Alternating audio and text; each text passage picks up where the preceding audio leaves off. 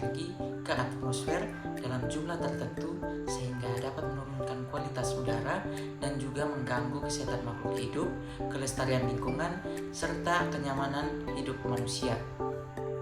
Yang kita akan masuk pada penyebab pencemaran udara itu sendiri.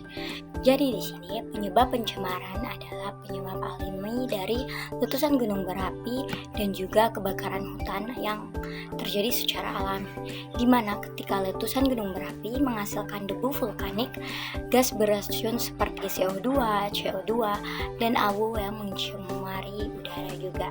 Kemudian ada kebakaran hutan yang terjadi sehingga asap dan partikel debu itu yang terjadi sangat tebal. Kemudian ada badai debu dan angin kencang yang membawa partikel-partikel halus ke udara. Kemudian ada pembusukan bahan organik yang dimana menghasilkan gas metana yang berkontribusi pada efek rumah kaca.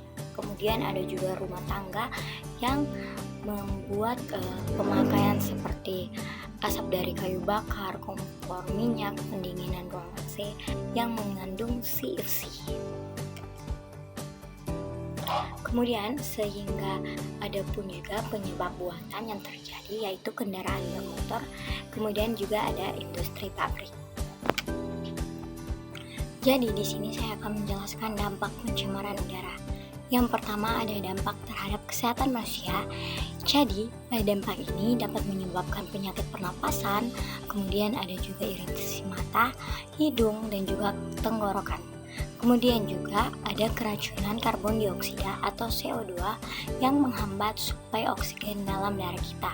Kemudian ada gangguan jantung. Kemudian pada gangguan jantung ini menurunkan daya tahan tubuh dan juga mempercepat penuaan dini kita. Kemudian ada yang kedua yaitu dampak terhadap lingkungan. Jadi hujan asam merusak tanaman, tanah, air, dan juga bangunan.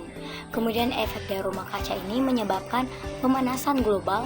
Kemudian adanya penipisan lapisan ozon yang meningkatkan radiasi UV yang berbahaya bagi makhluk hidup. Kemudian ada kabut asap smoke yang menurunkan jarak pandang.